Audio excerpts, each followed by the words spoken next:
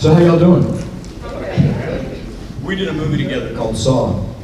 We were in a sum total of no scenes together. It is a lot of fun. I'm pissed now.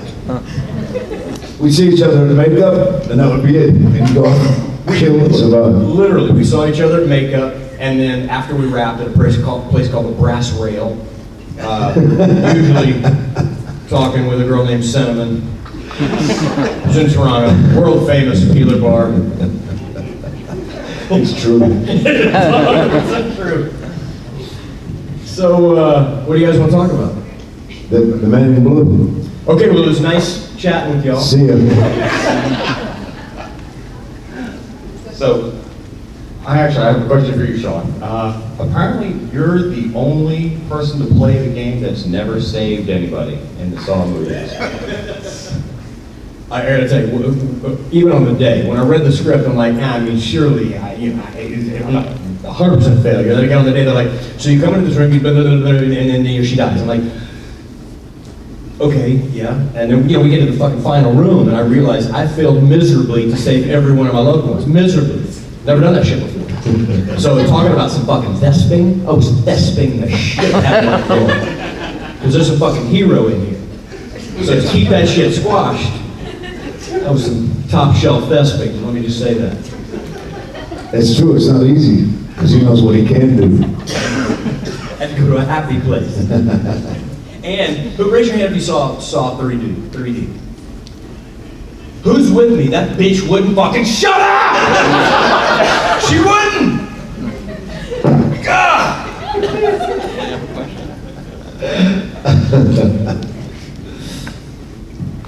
Hi, I was actually kind of just wondering, when it came to each of your characters in that separate movie that you guys have actually shared a scene in, I was actually kind of just wondering what your favorite part of the of that actual movie was that was kind of, forgetting about the other movie that recently just came out, we're going to pretend that Heroes' this movie was the final chapter. What actually was kind of your favorite part of filming that movie, and what, if you guys have been paying attention to the Saw movies, what you thought was kind of like maybe a good final part for it. I mean, I thought that, you getting your face ripped apart was kind of amazing. And I just kind of thought it was cool. And you watching your wife. You like me putting holes in my titties, didn't you? I thought that everything about it was just like the You guys can't tell, but she's just looking at me like that. She's looking at my titties. She's like, everything that needed to happen to each of your characters happened. And I was kind of just wondering if you thought that it was a really good final part to the movie, or if you actually thought that that next movie needed to actually happen. No offense. I didn't even see the last one. Fucking neither did I, thank you. Boom! Ninja! Mic drop that shit. This shit didn't look expensive, I'd really drop it. But it looks pretty like high tech. It's like, I don't know if this is one that Kanye can throw. Kanye can throw this shit around. Not me. I gotta be like, mic drop. Look, mic drop right here. Your guys' movie was the last one I saw. You know what? That's good. What I would have loved, first of all, people complained about the last one that we weren't in it, so that's good. But I would have loved to have teamed up with him, right? That would have been good. But yeah, it seems like it's unfinished business. Because I didn't die. No? I'm probably still simmering on the floor next to my chick. She was set alight. Oh yeah. She was like 7th level Dante shit. Yeah. I know both of you guys have done multiple roles, characters, but as actors, what would you like to do to really test yourself? Is there a role that you just really wanted to do as far as dramatic or comedy or whatever that would really push your ability to act? What would we like to do? Yeah, what would you like to do? Anything that's quality. Fighting, kissing the girl. He liked that part. He could fight too, but he liked kissing the girl too. There's something about kissing chicks that just sends a tingle to my nether regions. Am I unique? Am I isolated in this? I know in this fucking Me Too moment, a lot of dudes are going, I'm not something to me. Don't lie. Inside, you guys are motherfuckers. Soft fucking sign me over that shit. I think challenging stuff, it's exciting to do. I mean, everybody wants to get a job, But when you get a job that's quality and it's more of a challenge, you know, it makes the day go by faster. Just good. You know, to be honest, I like being a part of good things. And what I mean by that is, you know, there's something, you know, people ask me all the time, like, what type of genre? I don't care about genre. The only genre that I care about is good. It's just like music. I mean, there's amazing country songs. There's amazing classical pieces. There's amazing old school rock, alternative rock. There's amazing new wave, amazing punk rock. I don't have an affinity for certain genres. I like good writing. And just like any stories, there's love stories that move me. You know, my 3 favorite films are all over the books. You know, it's Life is Beautiful, the next one is 2001 Space Odyssey, and the last one is Grease. You know what I mean?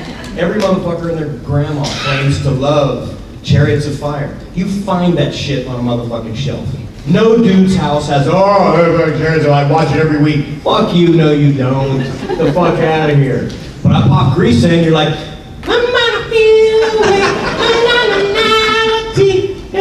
yesterday. Nobody's fucking watching Chariots of Fire 20 years from now going, oh my god, that one scene, you can lip sync the movie. No, you can't, motherfucker.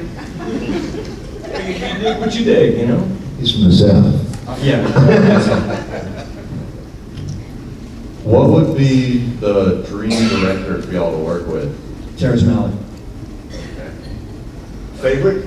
Yeah. That you have worked with? No, I haven't. Oh, Terrence Malick, that would be great because you worked for about a year, right? He takes his time and nobody rushes it. But, you know what, Coppola at his peak would have been fun. But I got lucky. Who's the best you've worked with? You know, it depends on what area. Yeah. You know, there's certain directors that make the set incredibly fun. There's certain directors that are pretty demanding and even megalomaniacal on the set, but they create art. So what's the criteria that I'm using to determine the best director? Was it the most fun I had on the day? Usually that's not synonymous with a good product, oddly enough. Having a good time on the day creatively is different than high-fiving and joking. But there's directors that are good in a lot of different areas. The director that's good in every area is the unicorn. And I've certainly worked in directors that piqued my interest in 1 or 2 areas, but it's rare. You know, I've made a career out of doing films that nobody sees. You know, let's be honest, it's not like I get to work with Scorsese and, you know, Coppola and, you know, I'd kill to, everybody would. But I've worked with a lot of talented directors that you've never heard of. You know, I've done a lot of amazing scripts of writers that you've never heard of. Because in filmmaking, there's 1,000 different variables that can fuck it up.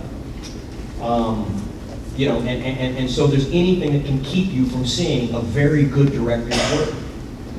So there's a lot of, you guys see the tip of the iceberg. There's a lot of stuff out there, a lot of quality stuff, a lot of really quality stuff. You know what, something else too, well, something that a director can come across as great is when he allows you to take chances. You know what I mean? That's a good director. But there's a lot of great people that we haven't heard of, that's for sure.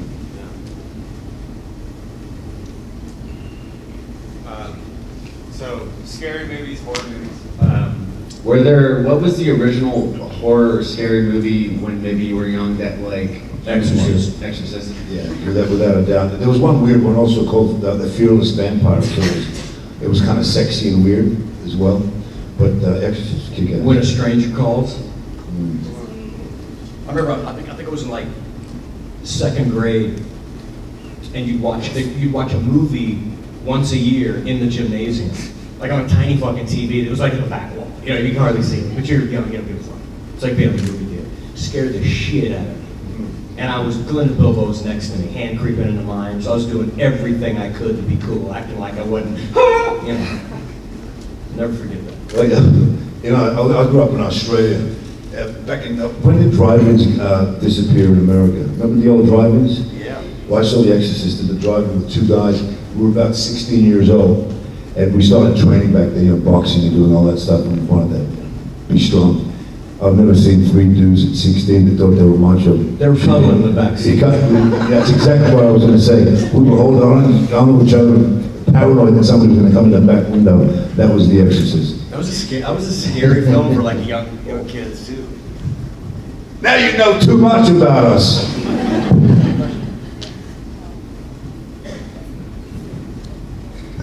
Sir, what was the most... Getting married in 2020, by the way. Let's give her an applause. Getting married in 2020.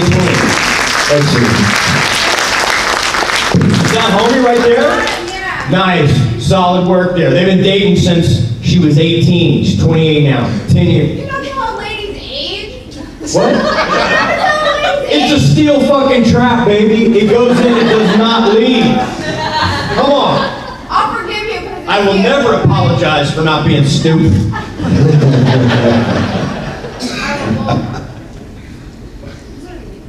My question for both of you guys, what was the most physically uncomfortable scene to film? That was the titty scene. Go, nah, I don't give a shit about that. I poke holes in my titties. You know, here's the deal. You guys saw Saw. You know, I have big, huge gauge fish hooks, and you would think, no, nobody in this room needs to be involved in special effects or prosthetic creation to understand that you'd probably make a fake rubber titty, and if you read the script, you'd back it with Kevlar, carbon fiber, or metal, right? They made prosthetic titties out of just fucking rubber. The titties were about 2 millimeters thick.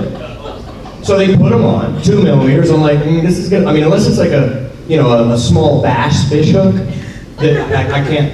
And then they show me I'm like, how the fuck am I gonna pierce a millimeter of rubber with that fucking thing?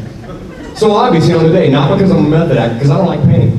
I'm actually earmuffs. I'm a pussy when it comes to pain. I don't fucking like that shit. But I had to grab titty and shove that, and I scraped my areolas. I don't know. So I got war wounds from that film. No shit. I did it. I committed to that shit and I did it. So that pain on my eyes, I was pissed. Pissed. My titties are pissed too. Still, to this day. I ain't got pretty titties no more. That bums me out. Areola. I had an areola.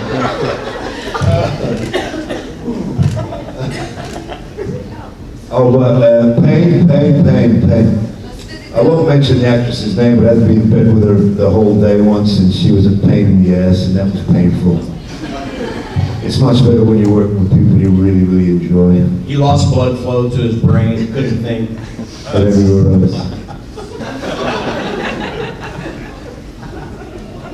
You know, there's not a lot of pain in this industry. It's you know, you're gonna find actors come up and they go, oh my God, really, that was the most difficult shit. Fuck off, it's acting. You know what I mean? We were talking about this earlier at the photo ops. It's like, I've had real jobs in my life. I put culverts under driveways. I literally dug ditches. And there's people like you guys come drive, you know, sometimes 10 hours to come and stand in line and tell us that you love this from shit that we've already been overly compensated for 20 fucking years ago. Not once did a motherfucker come up to my house and go, hey, I just wanted to tell you, man, I drove by that driveway you put a ditch in. When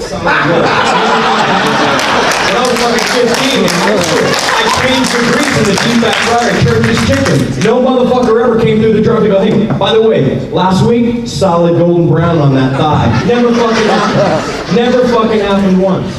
So if any motherfucker gets up and they tell you how they lost part of their life giving it to fucking motherfucker, there's a craft service truck that'll make you a hot turkey and cheese on a moment's notice. The fuck out of here with hard work, uncomfortable. Fuck you, uncomfortable. Anyway, that's all I'm gonna say. It's an honor to be employed in shit like this. More people want to be in this industry than want to be president of the United States. That's a metric, it's a stat. I didn't make that shit up. So if any dude ever here comes up here and tells you how they left part, it was turmoil, I died on that. Fuck you, you didn't die shit, motherfucker.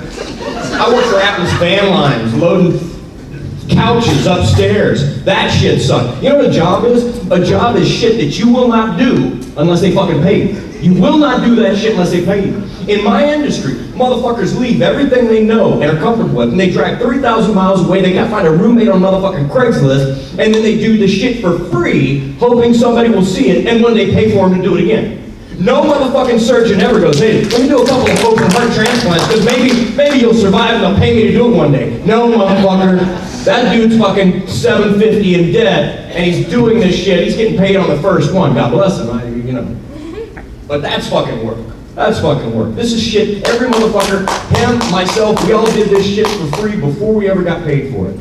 That's the only occupation I know about. No motherfucker ever dug a ditch on the side of the road hoping somebody's gonna drive by and go, solid work on that fucking drainage. No, doesn't happen. It's a long answer to a fucking delicate question. But What my friend is saying, with all his eloquence, is that he appreciates his life in our business. I don't take it for granted. Yes, sir. So speaking of that, as far as the beginning and working for free and everything, was there anything in the beginning that you thought, oh, hey, I should really work on this one like thing or like skill, and then you kind of ignored some things, and then kind of once you kind of got to more prominence, you realized, hey, this wasn't as important. There's some things over here that I should have worked on more from the beginning. I have no idea what you just spoke. We couldn't hear you. You're overly intellectual, which is perfectly, but also you got no mic. So was there anything? Here it comes, here it comes. I'm trying. Look to your right, look to your right, look to your right. So sorry. See, now we can hear you. Was there anything, any particular skill from the beginning that you're like, oh, hey, I should really work on this one skill to be successful, and then once you really kind of came into more prominence, you realized you should have worked on other things more, or what skill maybe would you say that people should really work on as far as in the beginning to kind of get better? I didn't understand the question. Sorry. What skills? I'll show you the wizard behind the curtain.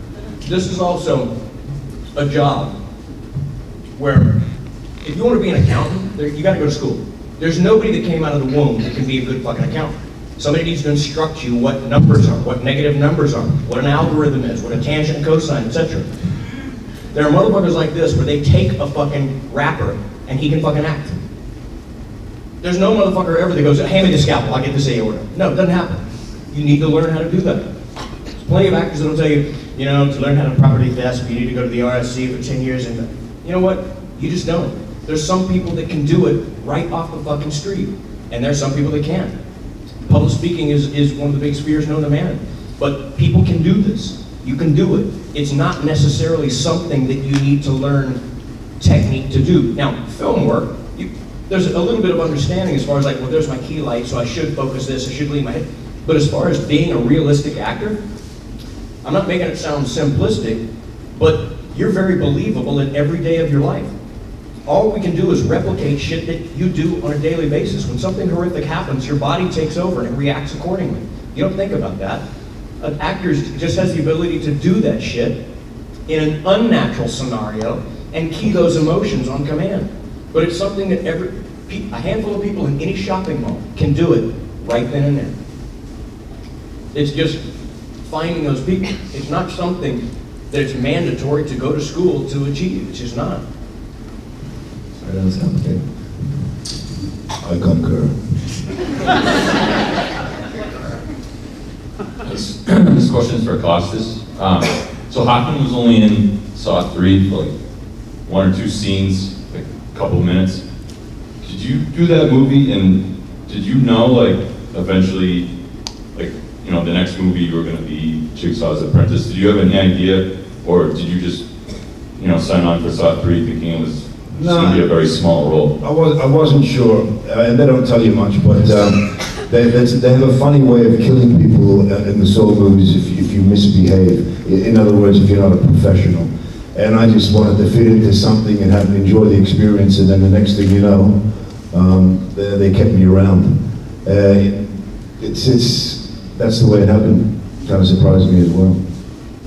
I wasn't an asshole, so they kept me around. I mean, he was fucking the director too, but... We kissed and cuddled a little bit. As friends. Just friends. We're just friends. You heard that line somewhere, haven't you? We're only friends. Somebody in this room has said that somewhere. Sean, this is for you. Just a comment and a question. One, the commentary you just gave about acting is, and this is no lie, is probably the single best commentary I've ever heard in any panel at any convention ever. That was the coolest thing that you said just now about acting, and you had the balls to say that. That was awesome. Now, can you say the whole thing again in that grease falsetto that you did earlier?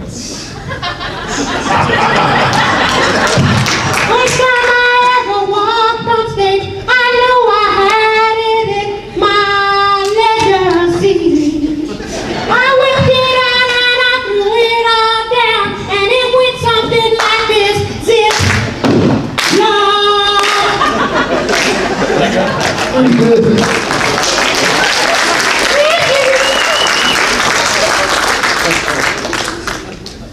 Thank you. First of all,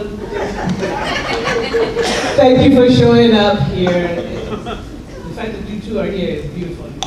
But you went off on your acting bit. Have there ever been a time in your journey that you said, you know what, this is no longer worth it, I'm going to go back and dig in my ditches? Or have you just accepted what came your way? No, because I've fucking worked before.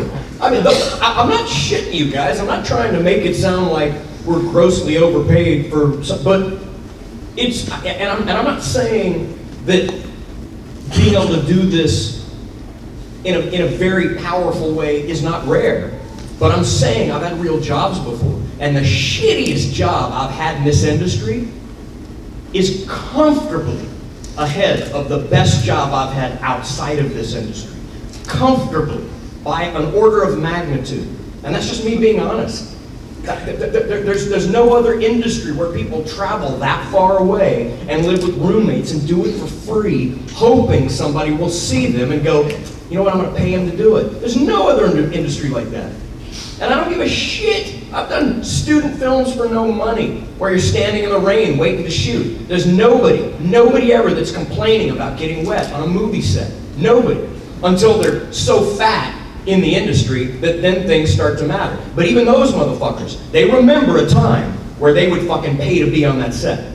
If Scorsese came up to you right now and said, you know what, I'm gonna put you in my next movie with DiCaprio, but you gotta give me 20 grand. You'll fucking find 20 grand in a heartbeat. And that's coming from a motherfucker that's like, I can't find a job, I've been looking for a job for 2 years, yeah? Motherfucker Scorsese, you'll find it in a fucking week.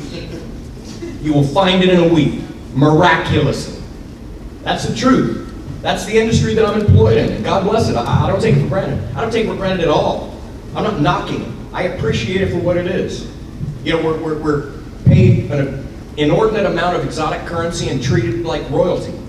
You know, and I embrace every moment in that industry. I do. I'm honored, and I take it with humility. You guys have no idea what it's like to stand on a stage and have 200 people that came to talk to you about shit that you've already been paid for.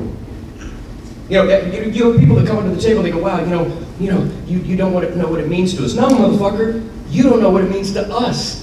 No shit, as much as you guys think, oh my God, it's so wonderful of you to come to these. No, it's wonderful of you guys to come. I wish every one of you could feel what that level feels like. People stand in line and they want to do this. They want to take adoration, wad it up in a ball, and smear it all the fuck over you. And there's a lot of people that want to do it. And they just want to come and tell you you're fucking great. That's nourishment for the human condition. Nothing keeps me moving like that. Nothing.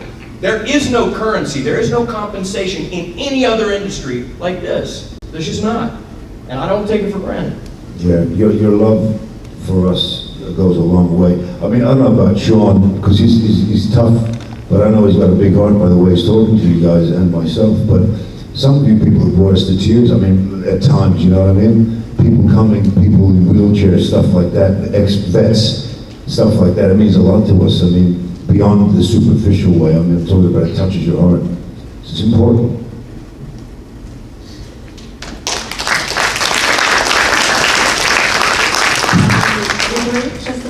Was on set with you, and I wonder, you didn't have a scene with him together, but do you guys meet each other when you don't have a scene together? Or how was it to have him in the same movie? Yeah, we knew each other. We've actually done 2 films together as well. We did Sinners and Saints together as well. So everybody fucking knows Costas Mandylor. Come on, he's got man in his last name. It's macho as fuck. Macho. Now we knew each other. We actually were introduced to each other on Saw, but then after that we did another film together. So it's Say it again. Lincoln Park. No, I've never met him. You're talking about the singer from Lincoln Park, Yeah. who passed away recently. I got lucky enough to meet him. He's a beautiful, beautiful spirit, and it's sad what happened to him, but he was a good guy. And he was a singer that became an actor, and he did a good job.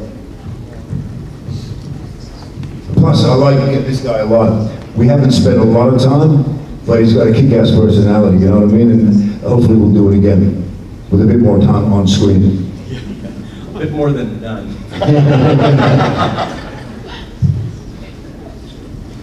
You were talking about professions earlier. My profession is I'm a cheesemonger, so that What being does that said, mean? what is that? What's a cheesemonger? I cut cheese for a living. Nice. Yeah. So that being said, Is that the real title, cheesemonger? it's a real title. That's It's- badass. I love it. Yeah, and you can get a You're at a convention, so certification. it sounds like I'm Mr. Cheese Miser. It sounds like a made-up job. It's a real I job. fucking love that job. So that being said, what's your favorite cheese? Fucking love you. I'm from Texas. No shit, I don't want to piss people off, but all these people are like, oh my god, the Munster Brunstenfire chocolate from Belgium. It's like, Fucking Hershey's, motherfucker. It's the truth. You know, somebody just tweeted me the other day, like, you know, how much do you love C's candies? I'm like, I would fucking reach past that shit for a Reese's. That's the truth. That's the truth. I fucking love Hershey chocolate. And my favorite cheese, oddly enough, is Velveeta. Because I grew up, you know, there's nothing glamorous about poverty at all. I don't think there's nothing glamorous. Nobody claims to, ooh, my craft, my art comes from, you know, the tragedy of my upbringing, and I was diddled as a kid, and if I wasn't, it wouldn't have manifested. It's fuck off, you know what I mean? There's something to be said about having great parents and being raised right. You can access that shit anyway. You don't need torture or torment. But when I grew up, we didn't have a lot. So one of the staples of my diet was macaroni and cheese, but I'm not kidding. The box of Kraft, I thought was like for rich people, because I didn't have regular milk. I'm not saying this to be like, oh, shame on me for nothing, because I have wonderful parents. I always had toys. If it was my dad getting a bicycle, you go to the fire station. If you wrote down a serial number for a stolen bike, in 90 days, if nobody claimed it, you could get that. My first bike, my dad took that bike, sanded it down, repainted it, put new handlebars on it. One of the best gifts I've ever received in my life. So I always had toys. Always had a roof over my head, hot and cold running water. We went on vacations. I didn't know. I thought we were in Hawaii, but we drove a U-Haul down to the Galveston and parked it on the sand. I didn't fucking know. It was fucking a wonderful upbringing. But I didn't even have milk until I was like 13, because we had powdered milk. I thought like milk was for rich kids. I didn't know. I didn't know that like, oh, you know, and I wanted for nothing. But macaroni and cheese, I thought like the box of Kraft, like, oh my God, so people buy it in a box? They don't have to. My mom made macaroni out of long spaghetti and Velveeta. And she would take a can of tuna and mix it. She'd make tuna casserole. So I grew up with that shit. So my favorite type of cheese, honest to God, because what I remember, and my mom, I didn't know it at the time, was a shitty cook. I didn't know. She burnt everything. I thought it was cool as hell, but the macaroni and cheese was like burnt on the outside. So now, like, if you undercook that shit, like, it's weird to me if it's not burnt. But that's what I go back to because it's nostalgic. It's part of my upbringing. Like Velveeta, nothing tastes as good as Velveeta to me. Not the expensive, you know, aged and all. I mean, I have respect for that. I get it, but nothing touches me like Velveeta. I can smell melting Velveeta and go. It smells like my kitchen growing up. You know. Yeah. It's funny he's talking about that because I come from a Greek family, and when the Second World War was happening, my old man was a kid. He said, if you were lucky, you'd get a piece of bread and a piece of feta cheese. And when I was young, I hated the smell of it. Feta cheese, anybody ever tried it? I hated it as a kid, but now it's a delicacy, and it's a poor man's food. So it takes you back to your grandfather and stuff like that. I understand that. Yes. So feta cheese in your omelet, fantastic. Try it. And Velveeta mixed it a little bit. I know some people you say, well, that's not even cheese. It was cheese to me growing up, you know what I mean? It's like, you're getting a big fucking brick. You know what I mean? It's like, Hi, this is Preacher.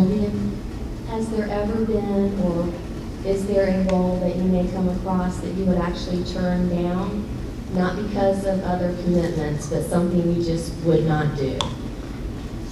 anybody that doesn't have a never is a liar. That whole never say never, fuck you. There's always a time for a never. Always. Always.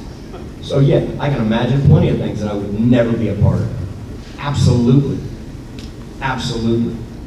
Does anybody here feel like I'm not strong in my viewpoint? I mean, yeah, 100%. You know, as wonderful as this industry is, even when I was hungry, I was paying to be in films. There's films that I would be like, not that one, not that one. Absolutely. Yeah, I mean, there's different reasons for not wanting to do something. And you know, in this world, you know, without getting too deep, but it is a deep thing to say, sometimes you'd rather keep your dignity than lose it, you know? It's a big thing to keep your dignity, whatever it may be. So yeah, saying yes is powerful too. I mean, saying no is powerful. Out of both of y'all's extensive credits, what's the favorite project each of you are working on that you felt like, man, this was my best?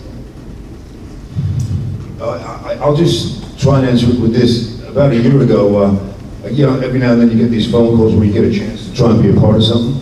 And I said, yeah, send me the script, I'll do a screen test, I'll do whatever, let me have a look at it. And I opened up the page and it was about my Greek ancestry. Because the Greeks were under Turkish rule for 400 years, like ISIS was around back then, right? And they were raping and pillaging. I heard all the stories through the years from the grandparents and whatnot. And when I opened the page, I went, oh shit, if I don't get this, somebody dies or I do. That's how I felt about it. And I waited for a month for the answer, because they were casting out of London. And I did pretty good. And I'm like,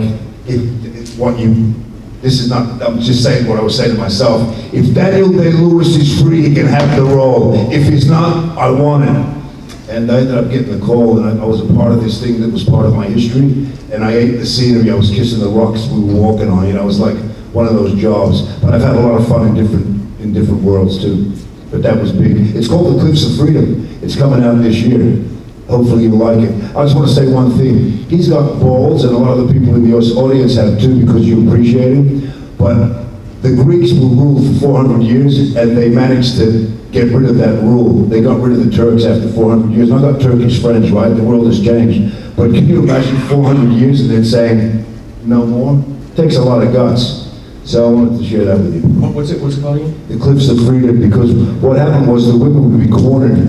When the men would be killed in the villages, the women would be cornered, and they'd take the women and do the raping and the pillaging and all that stuff. And the women would then had the time and the opportunity to run to the edge of the cliffs and look at the Turks, the enemy, and spit on the ground and jump with their kids and say, "Fuck you, you're not taking us." So it's about real gutsy people that got their freedom back, and hence we have democracy from the Greeks, etc., etc., etc. That's powerful. Thank you for letting me share that.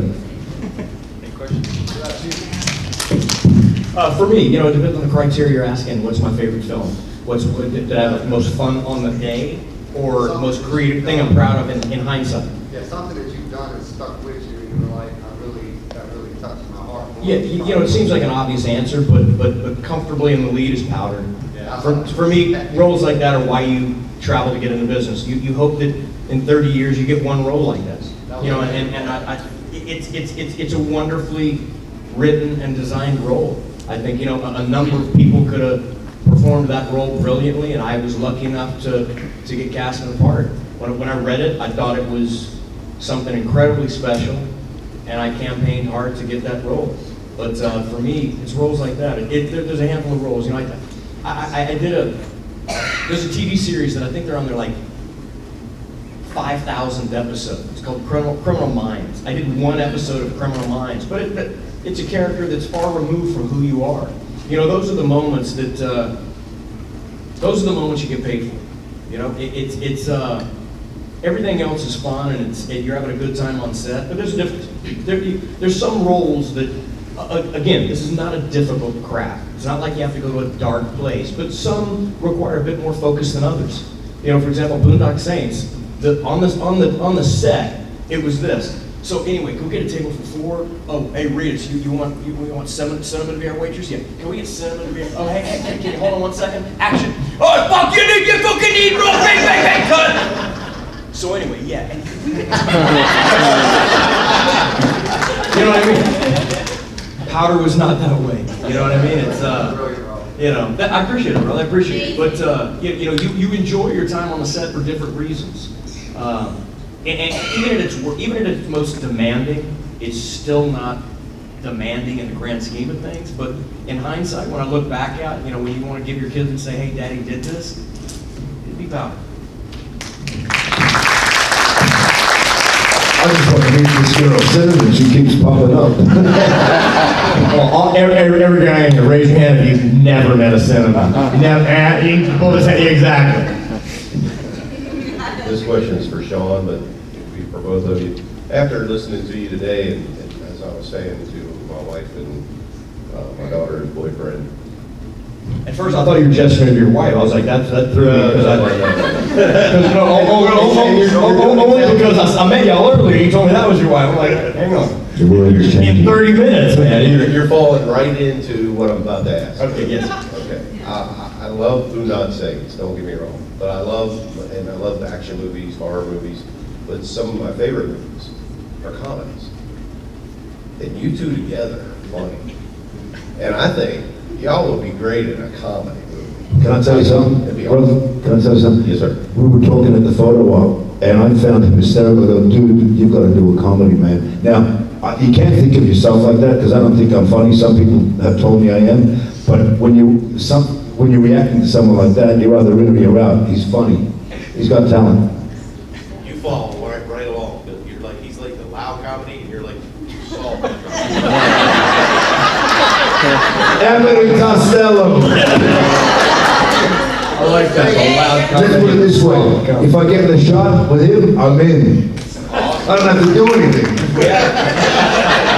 Sidekick. You should be a director. Hurry up. I like that. The loud comedy and the soft. This is a question for both of you.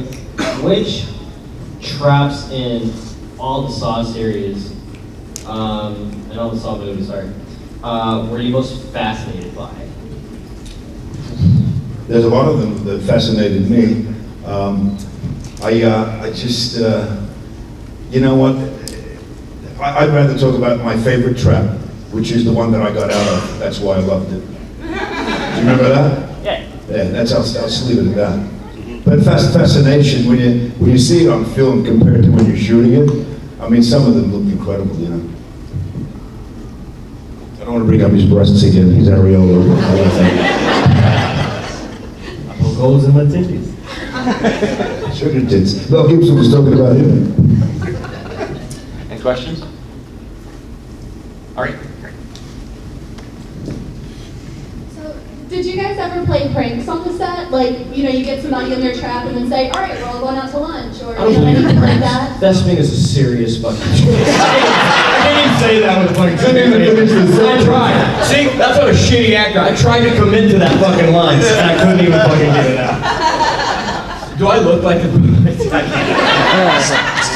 Can I tell you what should have been filmed today? If you film this, you gotta put this on YouTube when he did the ordering the restaurants with cinnamon and then killing people in the Irish accent. That was brilliant. Did I ever tell you guys what I gave Ritas as a rap gift on Boondock One? Okay, well here, I don't believe in pranks. They're fucked up. I don't believe in making fun of people. So anyway, it's common practice on movies. When you rap, you give people a gift, like, oh hey, Costas, here's a box of a necklace. Great working with you, man. I hope you do it again. Shit like that. It's all. Anyway, so Ritas, we're shooting this in Canada, and there was a Winchell's Donuts, because all we had was Tim Hortons, which is cool. So all these like Canadian donuts. So I got him a dozen donuts, and I put them in the makeup trail. I'm like, dude, good working with you, man. Oh, I knew Ritas from before Boondock, so it's kind of weird that I gave him a rap gift. He's like, dude, I probably see you tomorrow. So I gave him a dozen donuts. I said, man, taste them. They're, the Winchell's, they're American donuts. We've been out of town for 3 months. You take them. He's like, yeah, I know. I'll eat them later if I get hungry. So the next day I show up in the makeup trailer, there's fucking 12 donuts there. I'm like, Reed, it's my fucking rap gift, man. I'm fucking insulting you. You don't eat some couple fucking donuts, man. Fucking glazed donuts, beautiful Winchell's American donuts, man. I've been out of town for 3 months. Eat American fucking donuts. God bless USA. Fucking USA, can you see, motherfucker? Get down. Oh yeah, it's fucking Reed's, man. Okay, yeah, no, takes a bite of that donut, it's fucking good, right? It's fucking glazed donut, you like the fucking shit, it's good. He's like, that's good. He's like, it's fucking donut. I'm like, eat a couple more, man. Eat it's fucking donut. He's like, ate 3 donuts. Next day I come back and make a trailer. I'm like, dude, it's fucking 9 donuts left. You ate 3. He's like, fucking ate like 6 more, half a dozen donuts. There's like 6 left. So anyway, he's like, oh, thanks, man. thanks, I appreciate it, man. I'm like making a big deal, I'm overly a little bit fucking Dunkin' Donuts. By the time we were out, I'm like, dude, there's fucking 6 legs. Okay, I'll take him with me, man. So anyway, he does, you know, he takes the box of Dunkin' Winchell's donuts with him. He gobble them on the plane. I sent him a text. I'm like, dude, you get down on those donuts with 6 legs? Like, yeah, you know, I ate 3 of them on the way, you know, home, and I still got 3 left. Sent him another text like a week later. Dude, what's up? You got 3 left, man. Like talking to me on the phone, like we're having a conversation, and then he's fucking, I hear him fucking eating those motherfuckers, right? I'm like, are they going? He's like, God, yeah, why? But fuck, yeah, they're good. They're fucking gone. Like, hey, hold up, they're not stale. No, they're not stale. No, they're not. Like, sweet, man. All right, well. You know, he was living in New York, and he's like, so I'm gonna be there, you know, in like 2 weeks, and we made some plans to do some sick, depraved shit. But anyway, it's a different story. So then, a week later, I sent him an envelope with 10 Polaroids of me in a Barca lounger in my birthday suit and a glaze around my Jimmy Johnson. True motherfucking story. How did you react to that? True motherfucking story. But I don't believe in pranks. That's fucked up. Fucked up. Ate all 12 of those motherfuckers. All 12 of them. Hey guys, you know, I'm going to take a shot and say something here. I think he does Regis better than Regis.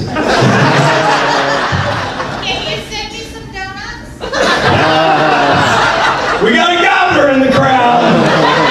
Atta girl. You're one of us. Is that photo still circulating? You know, here's the deal. One of my closest friends on the planet, like honestly one of my closest friends on the planet, is, you know, people occasionally when they hear, they're like, man, you know what? You're just so fucking mean to Rita. You're so, you know what? Here's the deal. Men socialize by picking on dudes when they don't really mean it. Women socialize by complimenting each other when they don't really fucking mean it. He's my best friend on the planet. I can do that shit. Now, if I saw one of you fucks do it, I'd kick the fuck out of him. Because he's one of my best pals. But when you've been together that long, you can poke fun at each other. Now, here's the deal. That motherfucker has more dirt on me than I have on him. I just have a big fucking mouth. And he doesn't talk. You know what I mean? But holy shit, could he fucking bury me. That dude could bury me. But he's just a good buddy. He's a good buddy, man. He's a good buddy. That's a solid dude. I've been in Hollywood for 27 years now, and I'll tell you, the vast majority of people you work at, you don't put in your phone. You know, everybody does this. Like, oh man, we gotta get together when we get to LA. And I'm doing this shit with my thumb. I'm like, oh yeah, so 725-928. Oh cool, yeah. Well, it's the truth. You know, it's like I feel like, you know, you're not solid. And one of the first dudes that I ever put in my phone. One of the first dudes, and I'm like, it's a solid individual. And he's a solid individual from the scalp to the toes. Yeah.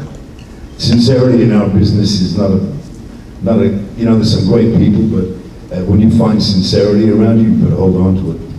If I got a U-Haul and I was moving, motherfucker would come and hold a couch for me. No shit. Costas fucking would. No, I'm kidding. At this point, I really would. Any other questions? All right, I actually have a question then. You've both done TV, you've both done movies. What medium do you prefer? And not just, you know, like the positive and negatives. It's a lot of the same type of stuff, but some are longer hours, some of it is a longer schedule, some is a shorter run, and you get script and sides change. Which ones do you prefer? I'll bore you with my thing. Look, we got to go back to doing quality, whether it's TV or film, working with people that you adore, like the relationship that they have. You know, that's the main thing, but the good thing about TV is you can see shit straight away. It comes out straight away. Sometimes with movies, you gotta wait a year, you know, and that gets a little like, come on, man. So they both have their plus and minuses. Yeah, my answer's the same. Good. I like good. I don't give a shit if it's TV. I don't give a shit if it's a short film. I don't give a shit if it's some rich dude that funded a film to project on his fence for his wife's anniversary. I don't give a shit. I want to be a part of good shit. I want to be a part of something that I'm like, Costas, watch that. You know what I mean? I really don't care. Good. You know, back in the 90s, TV was shit. Independent films were everything. Now, cable blows away feature films. The writing on some cable, and also the long format. You know, in a film, you have 90 minutes to develop and explore a character's intricacies. Well, really, that doesn't work. The closest thing to literature is a TV series, but not in the old 90s network crap. Cable TV series. When you look at character development in some of the most well-executed and written shows today, it's cable TV. You know, oddly enough, you wouldn't say that back in the 90s. Nothing was on cable. And then suddenly HBO broke the ground. They started doing great content. And they let things breathe. If Sopranos was on NBC, would have been canceled after 3 fucking episodes. But HBO said, no, this shit, they're gonna figure it out. People are gonna plug in, they're gonna invest in these characters. Now that's long-form content. That can't be replicated in a 5-minute short, can't be replicated in a 90-minute feature film. So people are understanding that. If you want the closest thing to the Iliad and the Odyssey, it's long-form character development that only exists with that type of writing on cable. Which satisfies us, meaning us as an audience, right? When you love a show, you want to see it as long as you can. And you can really develop a character and really show not just arcs, but ups and downs, multiple arcs. That's what's interesting for you and a mate. You know what I mean? A feature film is the first night you see her in the bar and you're like, sweet ass. The cable show is like her personality, her likes, her secrets, her dreams, her insecurities, her desires, commonalities, athletic, all of them. That's the series where you really get to know everything about it. And that's where the magic is. I mean, don't get me wrong, but ass is cool. I mean, ass is cool. Hey, I don't know about you guys, but today, it's the longest I've spent time with him talking. I fell in love with him. I hope you did too. I want to bang you later. Don't tell no one the readers. Sorry, man? Can I get your room number? Yes, it's 2719, 27th floor. That's actually only like 3 doors. Say it again? It's 3 doors down from us. Sweet, just knock. If you can find an elevator that goes up 27 flights, you deserve that shit. If you can get to a 27th floor in a 3-floor building, you fucking deserve it. Mark my words. I will be butt naked with a glaze on the Jimmy Johnson. You find that 27th floor, baby, it's yours. I can't promise not to twitch, but I'll do my best. Don't get mad when I show up. Do it, honey. All of a sudden, I want to eat a donut. Any more questions? Anything? All right, so now one last thing then before you then close up shop. What are the projects that you're working on right now that you'd like to tell us about? I got a film called Howlers coming out. Howlers by the end of the year, and a film called Lasso. It's supposed to come out by the end of the year, but it looks more like January. So I got those two. I got something else in can that I won't bother talking about until we get these out. But that's what's next on the plate for me. Well, I mentioned that Cliffs of Freedom, which is coming out, and I'm proud to be in it. And I'm working on a new script called Looking for Cinnamon. And I'm looking for the actors right? And guys, if you actually took a couple years off, about 3 years ago, to write a book. It's called Jane 2. It's pretty important to me, so if you have an opportunity, if you want to, if you're a reader, give it a shot. And if you do, send me a Facebook message after you read it. It's about somebody that I met when I was 8 years old that changed everything I thought about the planet Earth and sent me on a completely different trajectory. So if you get an opportunity, if you're so inclined, I'm not trying to pimp a book, but it's one of those important things that I've ever done for me. So if you get a chance, give it a read and shoot me a Facebook message, let me know what you think. Also narrated the audiobook, so I just did a couple of final stops on the book tour, so that's coming to an end, and let me know what you think if you get an opportunity. But and also in closing, guys, God bless you. I don't want to reiterate, but it means the world to look out in the crowd and see people that just want to hear you talk about shit you've already been paid for, and it's not lost on me at all. So God bless you guys. Thank you for everything. Thank you very much, guys. Sean Costas.